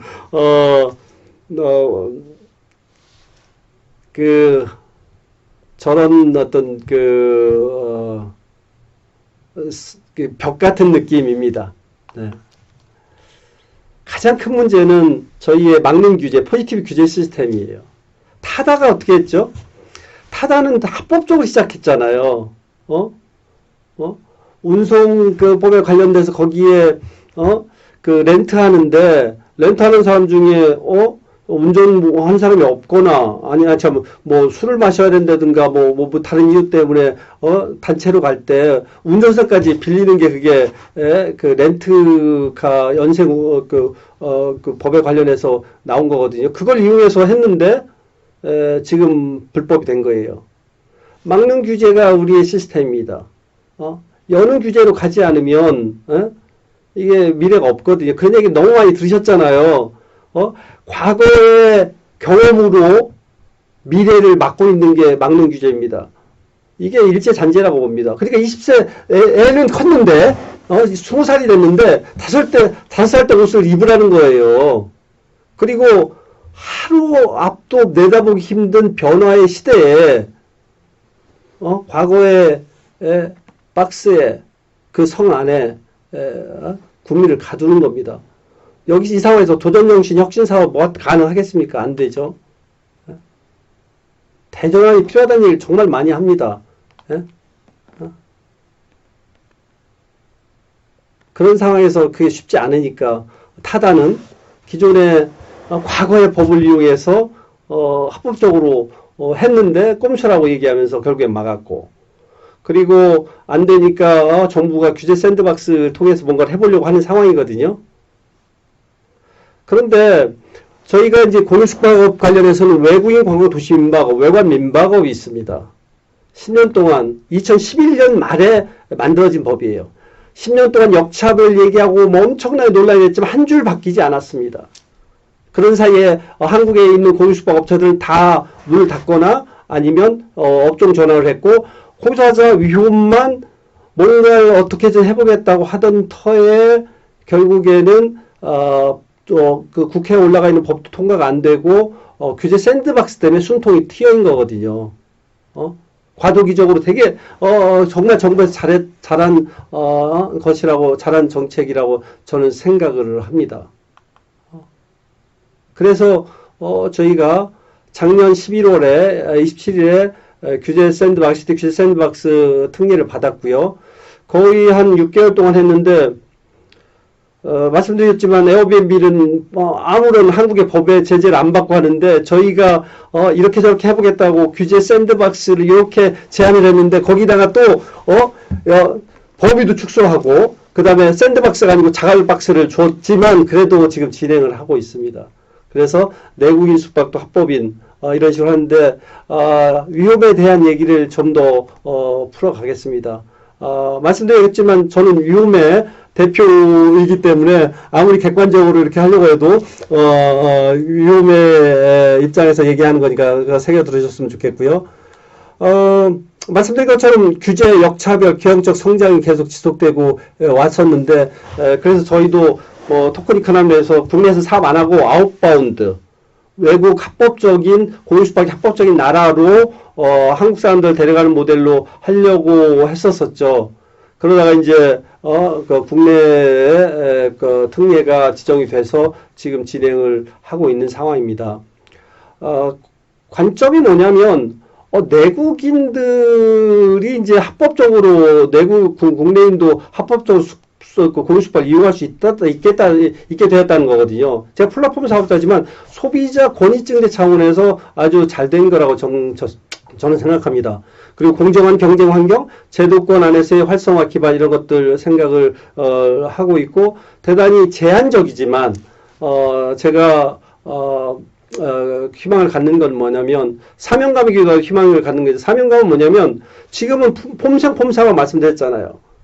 공유숙박 플랫폼을 내주면 관광시장을 다 내주는 것일 수 있어요. 숙박시장도 그렇고. 그런데 그들이 글로벌 플랫폼의 문제가 아니고 글로벌 플랫폼이든 로컬 플랫폼이든 혁신을 이뤘으면 그 혁신의 결과물도 가치도 그 지역에서 나눠야 되는데 글로벌 그런 어떤 공유 플랫폼들은 이미 투자자가 미국 다른 나라에 있어요. 그리고 그 투자자들의 이익을 대변을 해야 되기 때문에 이 지역 시장에서 가치를 빼다가 가져갈 수밖에 없는 상황입니다. 제가 사업가이기도 하지만 국민의 한 사람이잖아요. 앞으로 폼상폼사인 이 시대가 열릴 텐데 지금 이미 진행되고 있는데 공유 숙박을 아는 입장에서 이걸 방관할 수는 없다는 생각. 그래서 그런 사명감으로 시작을 했고 정부의 어떤 지원이나 어떤 협력을 기대를 하고 있습니다. 위험 공유숙박업, 위험 특례 공유숙박업이 이제 그 정식으로 명칭이 이제 정해졌는데 기존 외국인 민박은 365일 동안 내국인은 안 되고 외국인만 가능했습니다. 저희 특례는 180일 동안 기존 외관 민박업자들도 180일 내국인을 받을 수 있고 저희가 새로 지정한 호스트는 내외국인을 180일 동안 받는 걸로 되어 있습니다. 지역은 서울 지하철 1호선에서 9호선 사이 1호선 서울만 한해서요. 거기에서 1km 된 범위 내에서 하게 되어 있습니다. 이런 제한이 왜 만들어졌는지 솔직히 잘 모르겠습니다. 그리고 4,000명에 한정해서 되었습니다. 그래서 내부적으로 이미 진행 상황은 내부적으로 이러한 어떤 그 규제 특례의 조건을 어떻게 따를 수 있을 것인가. 그래서 저희가 그 내용을 분석하고 따를 수 있는 방안, 정책적인 방향, 그 다음에 시스템적인 거, 그 다음에 인플루멘트까지 다 해서 현장 실사까지 통과를 했고요. 보험도 들었습니다. 근데 지금 좀 어려운 건 뭐냐면 플랫폼 사업자로서 들어야 될 보험을 다 들은 거거든요. 보험사고도 얘기하고. 그런데 호스트하고 게스트를 위해서 혹시 모르니까 추가로 보험을 들어야 되지 않아?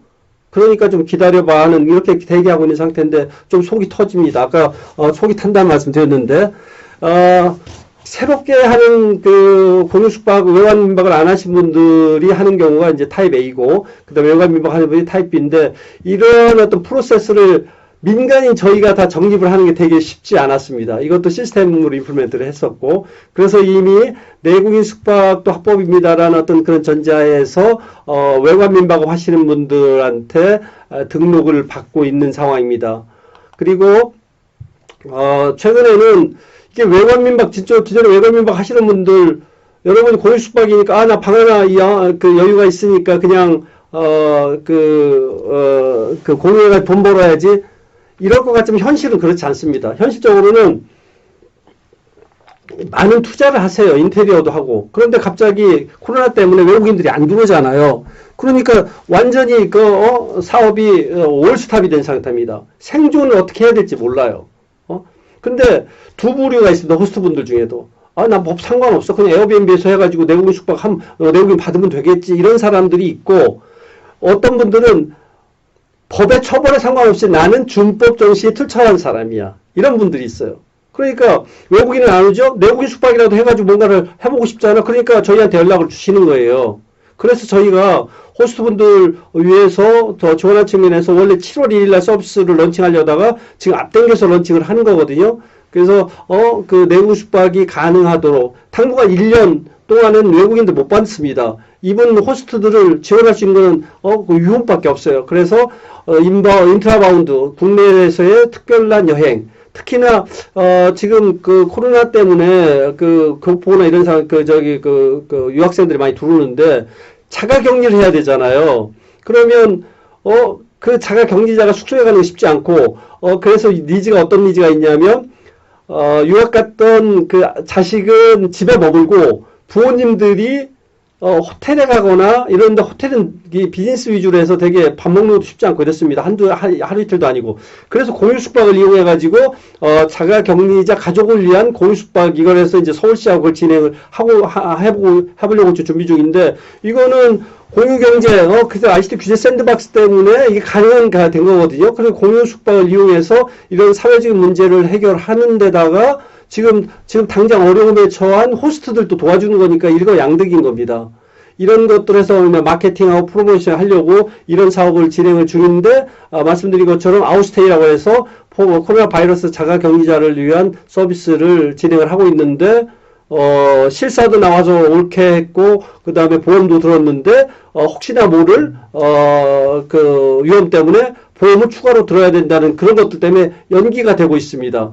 그래서, 저희가 지금 좀 난감한 상태이고요. 그 다음에 이제 서울에 명물들이 되게 많습니다. 그런데 서울스테이란 이름으로 해서 유흥 특례 공식박을 이용을 해가지고 IoT 기본, 와이파이 기본, 뭐 이런 식으로 해가지고 하면 서울만의 독특한 동네 여행을 위한 스마트 공유 숙박이 가능하지 않을까 이런 생각 가지고 이제 접근을 하고 있습니다. 그리고 원래 저희가 서울 지금 그 유흥 특례 공유 숙박이 시작이 교통공사하고의 협력으로 시작이 됐던 거거든요. 그래서 모든 역을 스마트 관광, 동네 관광의 허브로 만들자. 그래서 숙박과 이동과 관광을 원스톱 풀 서비스로 제공하는 거를 그런 생각을 가지고 접근을 했었고, 그러한 사항들이 계속 진행이 되고 있습니다. 그 다음에 공유숙박의 이제 특별한 케이스로 삼성병원에 가면, 거기에 웹사이트에 가면 이미 삼성병원에 저한테 이제 이전에 문의했던 상황인데, 장기 외래 환자하고 그 다음에 환자 가족을 위한 숙소 근처에 숙소가 없어요. 가장 가까운 곳이 4.5km에 있는 모텔이거든요. 그렇다 보니까 공유숙박이 에어비앤비에서는 암암리에 내국인을 그렇게 받고 있는 상태예요. 이걸 좀 양성화해서 합법적으로 케어스테이라는 이름으로 하겠다는 게 저희 접근입니다. 강남구청하고도 미팅을 했고, 이것도 이제 공유숙박이 내국인 공유숙박 합법화되면서 할 수 있는 상황인 거고요. 저희가 여러 가지 이제 공유숙박 이제 또 위험특례 공유숙박이 되면서 여러 가지 생각을 했었는데, 계산을 해보면 실은 4,000명이면 객실이 한 15,000개 정도 나올 텐데, 서울이 다른 나라들의 그 외래 관광객들 이걸 따져보면 최소한 한 5만 개 객실이 필요하거든요. 그런데 15,000개의 객실을 제대로만 돌려도 이게 연봉 3천만 원 되는 3년기 일자리를 2, 3년 안에 만들 수 있습니다. 그러면서 여러 가지 효과가 있죠. 관광 경쟁력도 좋고, 일자리 창출도 하고, 노인 복지 좋고, 그 다음에 스마트 관광 뭐 이런 것들 하는 것들, 이렇게 생각해 보면 정말 공유경제 매직과 같은 건데, 그런 측면에서 좀 더 적극적으로 진행을 했으면 좋겠습니다. 아마존이 있으면 쿠팡이 있듯이, 한국판 에어비앤비를 넘어서 한국의 관광, 스마트 관광으로 좀 이렇게 진행하고 싶은 그런 포부를 가지고 있습니다. 어찌됐든 지금 전체적으로 지금까지 말씀드린 게 많은 걸 말씀을 드렸는데요.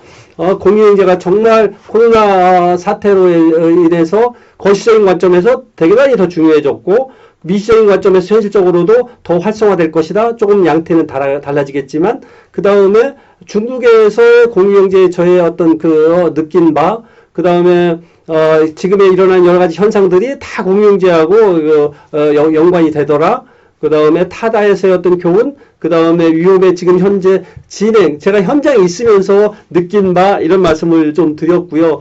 말씀드린 것처럼 정말 이런 내용들이 여러분한테 일방적으로 어떤 말씀을 드리고, 제 생각을 전달하려고 하는 것보다는, 화두를 던지는 쪽에서 말씀을 드렸고, 그 다음에 이제 공유경제는 가야 할 길, 왜 가야 할 길인가입니다. 우리가 지금 코로나 사태 이전에도 보면 다양한 문제를 가지고 있습니다. 일자리 창출, 복지 증진, 여러 가지, 이쪽 저쪽 엑시스 필요해요. 그런데 문제는 뭐냐면, 한쪽을 풀면 다른 문제가 생기는 거예요. 양립하기 힘든 것. 성장, 직업 안정성 얘기하면 분배, 노동 유연성 얘기해요. 그러면 성장도 하고 분배도 하고 직업 안정성도 갖고 노동 유연성을 가지려면 어떻게 하면 될까요? 내가 직업이 엄청나게 많으면 직업의 선택의 폭이 넓어지면 내가 안정을 찾을까요? 이거는 해법은 뭐냐면 도약하면 됩니다. 경제가 더 커지고 사회적으로 생활이 도약을 하면 이 문제가 풀리는데, 기존의 시스템으로 살짝 발전하고 진화하는 것으로는 해결이 안 된다는 거예요. 다른 해법이 있어야 되는데, 공유경제가 이게 제곱경제란 말이에요. 왜?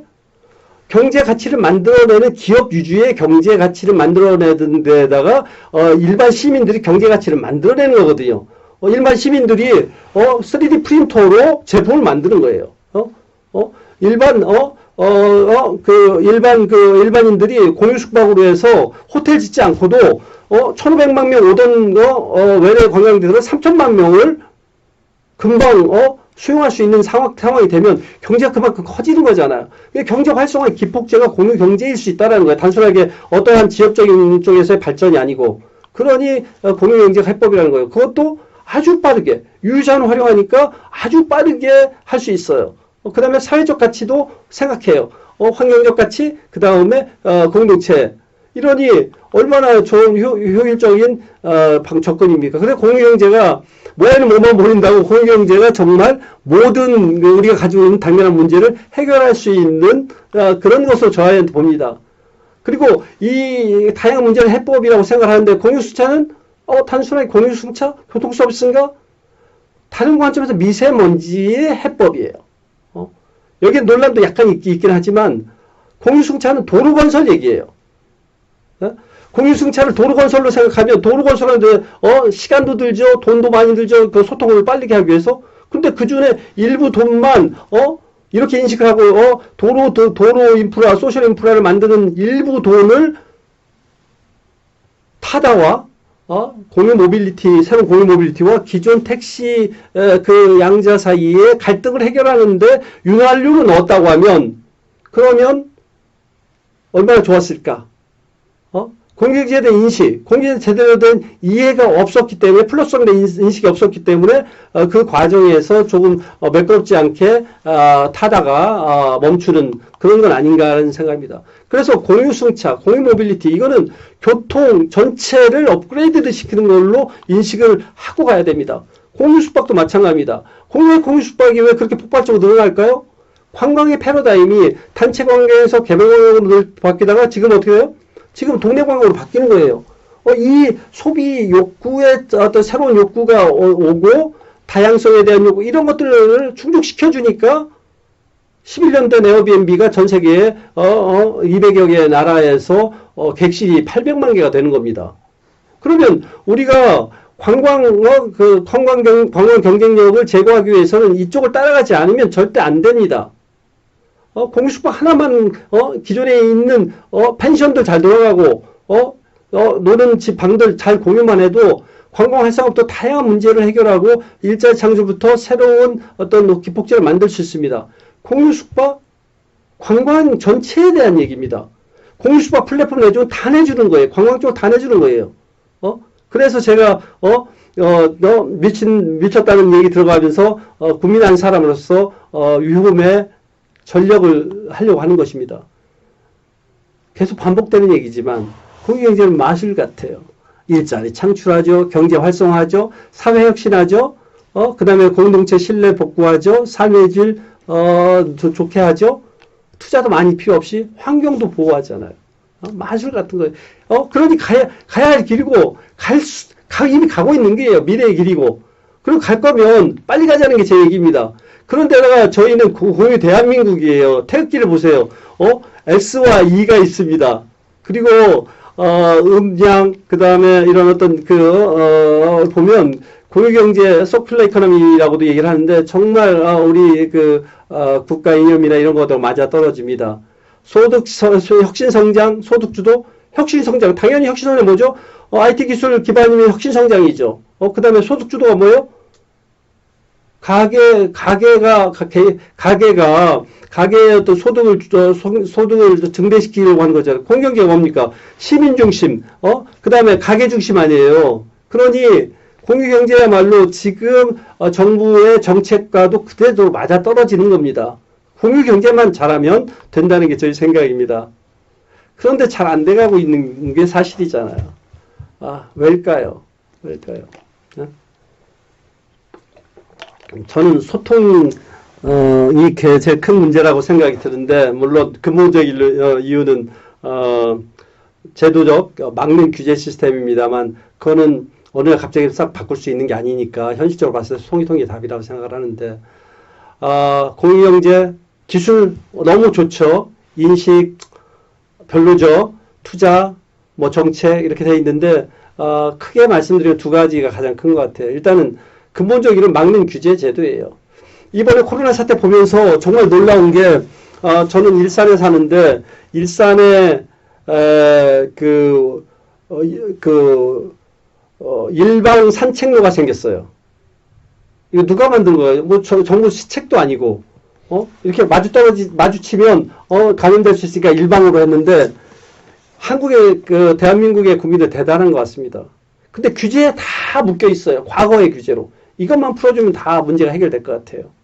다른 거 다, 기술이고 이런 거 문제가 하나도 안 됩니다. 막는 규제가 제일 문제인 것 같고요. 그 다음에 막는 규제가 실은 넘어서서 그거를 이제 제외한다고 하면 공유경제에 대한 인식, 갈등으로 생각한다든가, 공유경제 얼마나 중요한지에 대한 인식이 없다든가, 그러다 보니까 국가적 전략이 부재하고, 그 다음에 실적으로 공유경제 관련된 일을 해결하는 데 있어서 여러 가지 시행착오를 겪는 그런 상황입니다. 플러스점이라는 경제라 모든 사람이 의뢰한 것인 선한 혁신이라는 어떤 생각을 가지고 접근하면 국민, 기존 사업자, 정부, 플랫폼 같이 협력하면 많은 문제도 풀면서 모두가 해피한 이런 접근으로 갈 수가 있습니다. 예를 들어서 공유수파 위험이 잘 되면 제일 덕을 보는 것이 어딜까요? 실은 공유수파 호스트도 아니고요. 그 다음에 플랫폼 사업자도 아닙니다. 대체 숙박업, 지금 독점 플랫폼 때문에 힘들어하는 대체 숙박, 직설적으로 부티크 모텔이나 이런 데들이에요. 예? 그러니까 이해만 하면 이런 문제가 해결됩니다. 그래서 저는 제안하고 싶은 게 같이 모여서 수구민주주의 하다 보면 얘기하고 하다 보면 우리 사회가 진화하기 위해서 공유경제가 미래에 갈 길이잖아요. 근데 눈앞에 당장 어떤 이해관계 때문에 반대할 수도 있잖아요. 그거는 정부가 그럴 때 세금을 써야 되는 거 아니겠습니까? 그러면 갈등도 해결하고 그 다음에 발전도 하고 기존 산업도 진화할 수 있는 이런 모든 그런 걸 할 수가 있습니다. 수구민주주의 모여서 얘기를 하자는 겁니다. 타다도 그렇게 했었으면 됐을 텐다는 생각입니다. 그 다음에 이제 공유경제 대한민국이 코로나 사태에서 이 공유경제와 대한민국이 인류의 희망이다라는 제목으로 이게 마지막 주제 같은데요. 예, 말씀을 드리겠습니다. 이전에도 말씀드린 다른 데서 얘기했었는데 앞으로의 사회는 이 기술에 의해서 모든 것이 엄청나게 변화가 일어납니다. 그래서 저는 제곱사회, 아까 제곱경제 얘기했지만, 제곱경제, 제곱반구, 제곱사회, 제곱세계, 제곱시대를 얘기를 합니다. 특히나 코로나 때문에 디지털 트랜스포메이션이 모든 사람이 디지털 트랜스포메이션을 접하게 됐어요. 온라인으로 물건 안 사는 사람도 사게 됐고, 그리고 온라인 강의를 한 번도 들어보지 않은 분들이 온라인 강의를 지금 더 듣게 되고, 그러면서 기술, 플랫폼 이런 것이 더더욱 중요해지고 이 어떤 그것이 엄청난 변화를 가져오는데 단순한 리니어한 변화가 아니고 익스포넨셜한 아주 지수함수적인 변화를 가져올 건데 좋은 쪽으로 가져올 거라고 생각을 합니다. 지금의 변화, 코로나 사태에 대한 얘기를 하는 건데요. 코비드19를 지구 관점에서 한번 보자고요. 우리 입장에서 는 되게 쇼크고 아픔인데 사람 입장에서는 아까 제로비 리프클의 얘기도 말씀을 드렸었고요. 치유되는 건 아닌가? 이게 우한 얘기거든요. 이게 우한이 이렇게 사태가 이렇게 이게 그 위성에서 찍은 사진인데 뭐 종기 같지 않아요? 이 종기가 낫는 것 같지 않아요? 지구의 종기가 이 공해가 사라지면서 이런 건 아닐까요? 이 베이징이에요. before, after입니다. LA입니다. 예? 우리가 집에 머물다 보니까 지구가 맑아졌어요. 그 다음에 코로나 때문에 희생된, 사람보다도 대기 환경 개선으로 20배 더 많은 생명을 살리게 된다는 얘기래요. 이게 무슨 얘기죠? 그러면 지금이 정상인 것 같아요. 이전이 비정상이고 우리는 다르게 생각하고 있잖아요. 그리고 범죄율이 엄청나게 줄었다고 합니다.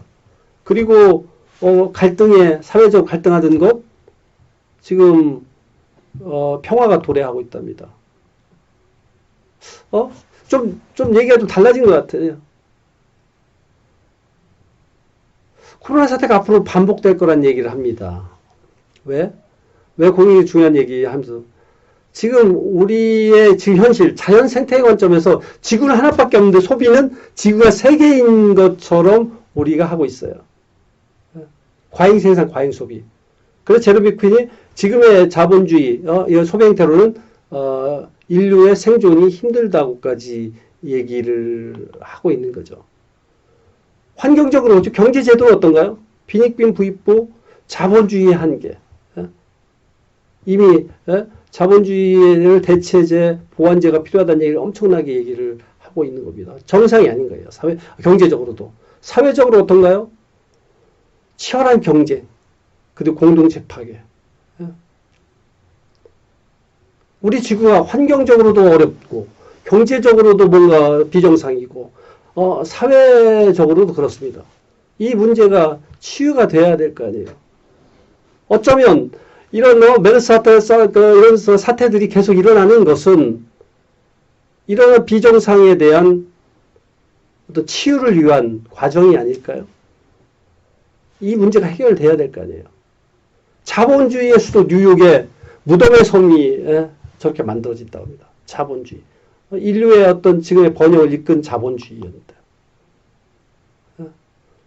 이 얘기를 앞에서 제로 리프킨이 그래서 한계비용 제로에서 얘기하는 게 그 얘기예요. 기후변화, 과잉생산, 과잉소비, 생태계 위태롭게 하고 우리도 죽고 다른 생물도 죽게 하고 인간 쪽의 생존까지도 위험에 빠뜨리고 있다는 거. 그러니 공유경제, 공유사회, 협력사회로 가는 것은 당연한 것이다 라고 얘기를 하고 있거든요. 여기에 지금 중심에 공유경제가 있는 거예요. 왜? 사회적 가치, 환경을 개선해야 되고 그 다음에 공동체도 보완하면서 지속성장도 가능하고 그 다음에 이게 이제 기술 개발 때문에 가능한 거지만 개개인이 더 많은 것을 경제에도 누릴 수 있는 거거든요. 이렇게 보면 공유경제가 답인 거예요.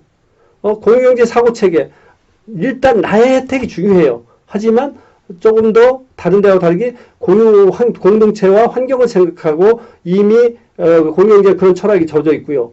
사람이 중요하고 지역이 중요하고 그 다음에 지구, 경제적 가치와 사회까지 같이 한다는. 그래서 지금 마치 구독경제도 나오고 순환경 이런 얘기를 나오지만 다 공유경제를 설명하는 지엽적인 얘기입니다.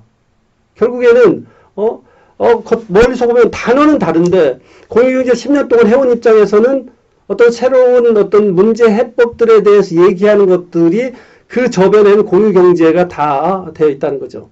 그런데 때가 있잖아. 때가 이게 어느 날 갑자기 공유경제가 이렇게 돼서 모든 게 해결되지 않을 거 아닙니까? 그런데 지금의 사태가 진정이 돼서 그 다음에 과잉 생산, 과잉 소비가 줄고 사람들이 환경도 생각하고 사회 생각하고 경제도 다 고려할 수 있을 때까지의 그 과도기에서 그 역할을 어떻게 가야 되는 것인가? 기존의 경제 체계에서 새로운 경제 체계로 바뀌고 이런 것들을 할 수 있는 뭔가 리더가 있어야 되는데 지금 사태에서 대한민국이 이 사태를 제대로 봉쇄 없이 컨트롤한 유일한 나라인 거예요. 어쩌면 대한민국이 그런 역할을 할 수 있지 않을까? 그런 힌트들이 많이 보이는 거죠. 제가 이거 정리한 건데 지금은 이게 지금 3월 말인가요? 이럴 때 놀랍잖아요. 전 세계에서 처음에 그냥 방역만 잘하는 줄 알았더니 교육 시스템에 보험 시스템에 시민들의 협력 참여 어메이징한 거잖아요. 이게 지금 CNN, 워싱턴 포스트 완전히 외국 언론들이 그 국뽕을 주입하고 있는 이게 현상입니다. 예? 이게 오스트레일리아의 그 신문이에요. 이게 한마디로 닥치고 한국해예요. 두 코리아가 동사가 되고 있습니다. 대통령 뽑은 줄 알았더니 3차 세계대전 지구 방어군 사령부를 뽑은 것 같아요. 예? 타임은 그런 얘기를 합니다. 리더가 없다. 그런데 브라질에서는 저렇게 그 예수상에다가 한국 국기를 투영할 정도로 한국을 칭송하고 있습니다. 유발 하라리가 포스트 코로나 바이러스 이후에 세계 얘기를 하고 키신저도 얘기하지만 4.19 엊그제 대통령이 포스트 코로나 언급했잖아요. 유발 하라리가 말한 앞으로 세계가 포스트 코로나에 어떻게 전개돼야 되고 하는 것에 대한 제안을 하고 있는 내용이 이미 한국에서 벌어지고 있어요. 그렇다고 하면 한국의 대통령이 세계의 리더가 되고 한국이 이러한 거에 어떤 가교적 역할을 할 수 있지 않을까? 이게 그 그림입니다.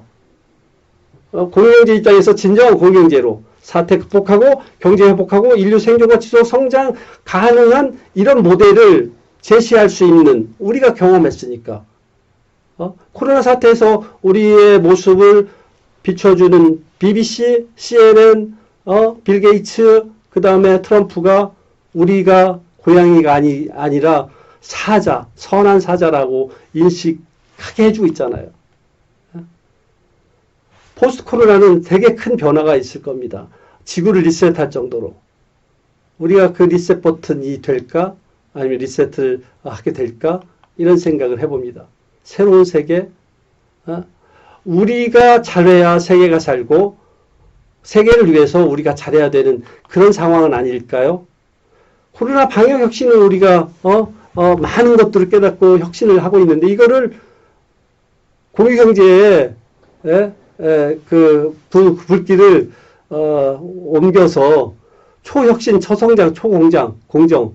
그래서 제법 코리아 정말 환경도 살고 환경도 좋아지고 경제도 좋아지고 전체적으로 공동체에서 사는 이런 어떤 새로운 세상을 만들 수 있지 않을까 생각을 해봅니다. 근데 이 공유 경제는 실적으로 기술 중심이에요.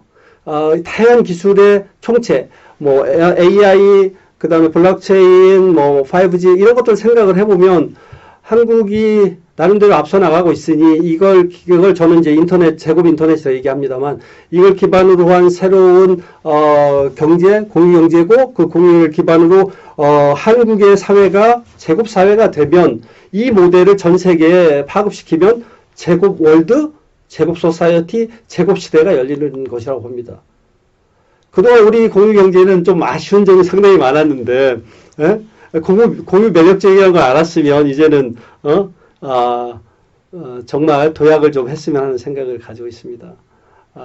이미 우리는 전 세계에서 가장 500년, 600년 전에, 그러니까 그 당시에 지금에야 그 얼마나 과학적인지가 인식이 되는 한글을 만들고 그 다음에 세계 최초의 그 인쇄 기술을 개발한 민족입니다. 예? 요즘 BTS 엄청나잖아요. 미국 사람들이 한국말로 막 노래한단 말이에요. 이게 그냥 어느 날 그냥 일어난 일이 아니지 않습니까? 우리 그 오랜 유구한 역사 속에 있는 혁신의 DNA가 발현되는 거거든요. 다양한 분야에서. 공유경제 쪽에서도 BTS 모먼트를 만들었으면 합니다. 일어납시다. 예? 그런데 미래는 모르잖아요. 제가 이렇게 얘기를 여러 가지 화두를 던졌지만 햇소리도 좀 많았을 거라고 생각을 합니다. 몰라요. 그러면 이 미래를 어떻게 대비하고, 대비 자체가 안 돼요, 실은. 가장 좋은 대비는 국민들한테 맡겨놓는 거예요. 우리 국민들한테. 국민들이 하고 싶은 거를 마음대로 하게끔. 그게 뭐냐면, 막는 규제 시스템을 여는 규제 시스템으로 바꾸면 여기에 모든 열쇠가 있다고 생각합니다. 근데 그게 쉽지 않잖아요. 대전환이 힘들잖아요. 예? 현실적으로 이런 지향점을 갖되 현실적으로 할 수 있는 방법이 실은 규제 샌드박스입니다. 규제 샌드박스 현실적으로 여는 규제로 가기 위한 현실적인 방법인데 좀 확대해주고요. 규제 샌드박스 관련된 관계 부처분들 적극적으로 나서주세요. 공유숙박 누가 해야 되나요? 문체부가 나서서 막 해야 되는 거 아닌가요? 네? 그렇게 좀 해주세요. 제가 오죽하면 이런 그 규제 샌드박스 이런 것들 과정을 거치면서 국민들이 어떤 규제의 제약을 안 받고 맘대로 하고 싶은 것, 이 사회를 위한 것, 그런 창발의 어떤 그런 창의적인 걸 활용해서 혁신할 수 있도록 하기 위한 창발 자유 헌법 보장을 위한 어떤 당을 만들겠다 이런 상상까지 했겠습니까? 국민을 믿고 국민들이 규칙은 지키면서도 그 다음에 마음대로 사회에 봉사할 수 있는, 사회를 위한 혁신을 만들 수 있는 그런 시스템으로의 전환이 제일 중요한 것 같습니다. 저희 공유경제협회는 기재교육재부 소관부서인데요. 다음 경우는 더 좋은 세상을 만들자는 생각을 가지고 출범을 했고 진행을 하고 있습니다. 오늘 시간 슬라이드 한 150장이 넘습니다. 제 스캔하시면 되시는 거고요. 질문이 좀 더 몇 개가 있는데 중간에 답을 못 드려서 미안합니다만 이제 다시 질문에 대해서 답을 드리겠습니다. 혹시 유현호 선생님 전에 질문이 있나요? 일단 확인해 봐 주세요. 일단 유현호 선생님이 규제는 현 이해관계자들의 힘의 균형이 아닐까요? 정부가 규제하는 것은 이 상태이고 이걸 넘어서 생산과 가치 창출이 기여하는 분야가 있어야 일단 현재 규제 개혁을 얘기할 때는요, 거기에는 규칙, 준수라는 말이 꼭 같이 들어가야 됩니다. 그냥 풀자는 게 아니에요.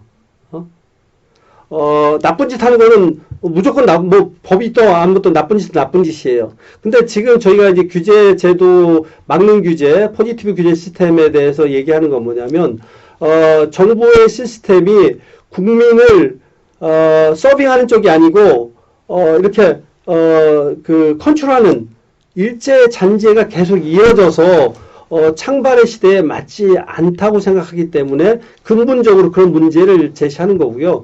실제로 당연히 규제는 필요해요. 근데 근본적으로, 국민을 규제 안에 가두면 안 돼요. 전체적으로 마음대로 자유롭게 뭔가 할게 해놓고, 제도적인 어떤 규제 안에 그러니까 잘못된 것들은 규제로 그걸 막아야 되는데 그게 그렇지 않다는 게 이제 아쉬운 점이고요. 그 다음에 코비드-19 사태 오히려 탈세계화되어 네, 아까 말씀드린 것처럼 탈세계화 글로벌라이제이션이 이제 로컬로 많이 바뀔 거예요. 그래서 말씀드린 게 글로벌 플랫폼들, 우버, 에어비앤비 이런 데들보다 오히려 에어비앤비 글로벌 여행객들이 주는 대신에 이제 동네에서 관광이 활성화될 거거든. 그러면 그 글로벌 게스트 네트워크의 효과 때문에 에어비앤비가 2등 없는 독점을 했는데 이제는 지역 중심으로 바뀔 거기 때문에 공유 숙박도 위용 같은 로컬 사업자들이 더 득세하는 그래서 이제 전 세계로 움직이는 게 아니고 그 지역적으로 움직이는 그런 쪽으로 이제 바뀔 거라고 생각을 하는 거죠. 양태는 달라지지만 공유경제 그 플랫폼이 이런 것들은 더 활성화될 거라고 보는 거고요. 그 다음에 공유경제 규제 특례는 기존 사업과 역차별 소지가 역차별이 있을 수 있습니다. 그런데 현실적으로 규제 특례가 뭐냐면 그냥 국회에서는 전혀 통과가 안 되는, 지금 2011년도에 만들어진 법이 2020년 동안 한 줄이 안 바뀌었어요. 그리고 문체부에 얘기하고 그 다음에 대한숙박조항에 얘기하면 법이 상정돼 있으니까 법이 통과하면 하자라는 거예요. 그러면 어떻게 돼요? 모든 사람들한테 공평하니까 특례 소지가 없잖아요. 그렇게 근데 현실은 절대 통과가 안 됩니다. 그럼 그렇게 있어야 되나요? 아니면 규제 샌드박스에서 한 기업이라도 뭔가 시도해보게 하고 그냥 허상이 아닌 현실에서 장단점을 따져서 제도화해서 확대하는 게 나을까요? 그게 규제 샌드박스의 취지가 뒤에 있는 거거든요. 작은 특혜입니다. 그래서 그거를 할 건가 말 건가.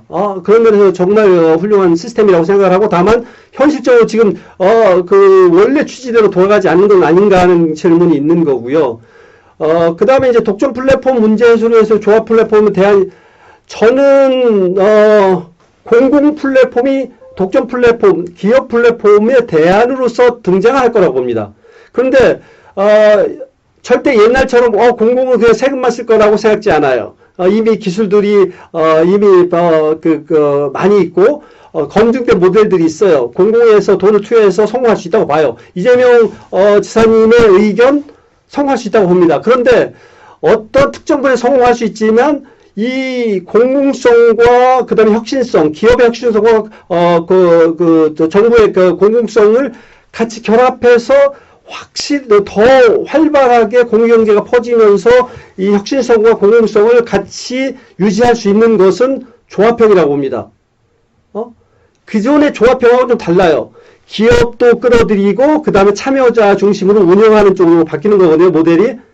저는 이게 가장 큰 해법이라고 생각하고, 공공에서 정부의 돈을 투여를 해도 그만한 어떤 근거가 생기는 거고, 그 다음에 초기에 조합형에 투자하는 사람들도 많은 사람이 투자는 안 하지만 실제로 초기에 마중물을 만들어줄 수 있는 이상적인 거라고 생각을 합니다. 그래서 위용 같은 경우도 투자를 받아서 그냥 기존의 기업 플랫폼 같지만 철학은 조합비를 호스트한테 받는 식이에요. 같은 10%를 받지만 조합으로서 참여자를 조합원으로서 인정하고 협력하겠다는 철학을 현실적으로 반영하고 실행하고 있는 겁니다. 아무튼 그게 100% 답은 아닐지 몰라도 폼생폼사의 시절에서 기업 플랫폼, 그 다음에 조합형 플랫폼, 그 다음에 공공 플랫폼, 이 세 가지를 테이블에 같이 놓고 어떤 방식, 분야마다 그 다음에 목적하는 바에서 다를 수 있거든요. 이것을 좀 더 구체화시키는 노력이 대단히 필요한 상황입니다. 질문들이 너무 고급져서 저도 이렇게 더 질문을 받고 저도 배우고 이렇게 담소를 나누면 좋을 텐데, 네, 혹시 놓친 질문이 있나요? 제가 강의를 얘기를 하다가 위에서 놓친 질문 있으면 다시 한번 타이핑해 주시겠습니까? 한두 질문 더 받고.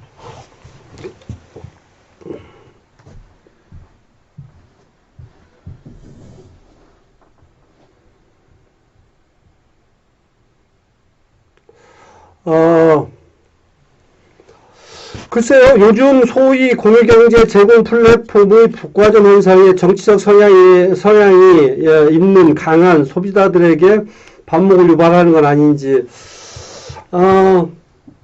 저는 그렇다고 보지 않습니다.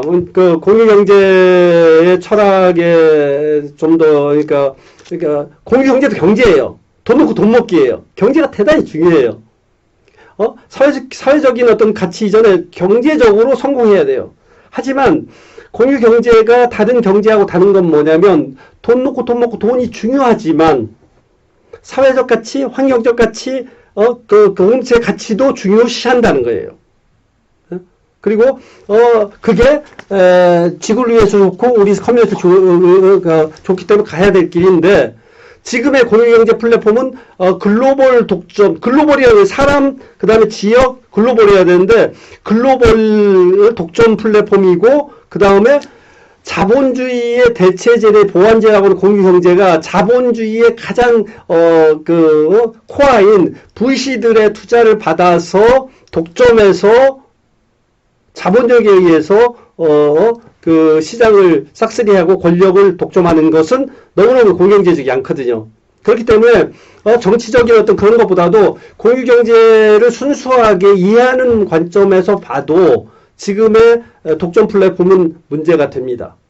그래서 저는 정치적인 것보다는 좀 더 공유경제의 철학이나 이런 데 순수한 마음에서 독점 플랫폼의 문제를 제시하는 거라고 보고 저희도 기업으로서 접근을 하기 때문에 막연하게 그 사회적 가치 철학은 얘기할 수 없지만 앞으로의 공유경제 기업의 플랫폼의 경쟁력 중에 중요한 것 중에 하나가 돈을 얼마 버느냐 뿐만 아니고 얼마나 그 사회에 그다음에 그 공동체에 우리 그 지구 환경에 기여할 것인가 그게 대단히 중요한 그 경쟁 요소라고 생각을 합니다. 공유경제 중요하다고 말씀드렸는데 유형 좀 도와주세요. 예? 예? 예? 우리 사회에 기여할 수 있게끔 할 기회를 좀 주시기 바랍니다. 예? 뭐 혹시 다른 질문들 네, 아까 질문 네, 질문 혹시 하나만 더 받을까요? 혹시 아니면 제가 정보 드렸으니까 언제든 연락 주시면 답변 드리고 하겠습니다. 괜히 이런저런 얘기를 너무 장황하게 해서 마음이 이렇게 불편하겠는지 모르겠는데 어쨌든 여러분 너무 이 코로나 사태에서 고생 많으시고요. 정말 한국의 그 공공기획 쪽에서 서비스하는 여러분들, 국민들 정말 여러분 때문에 아주 국뽕에 취해 있는데요. 코로나 사태 잘 끝까지 극복해서 새로운 세계 질서를 우리가 만들고 있는 것 같아요. 우리가 좀 더 잘해서 정말 우리 세상을 이롭게 할 수 있는 그리고 공유경제가 그 중에 큰 내용이니까 같이 힘내고 나갔으면 좋겠습니다. 됐나요? 아니면 네. 어떻게 질문 있으면 질문 더 하실 게 있으면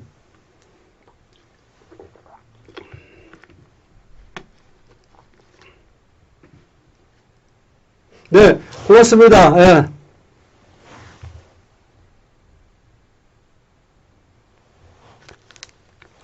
네, 이건 이제 공식적으로 이제 끝난 거죠. 네, 네.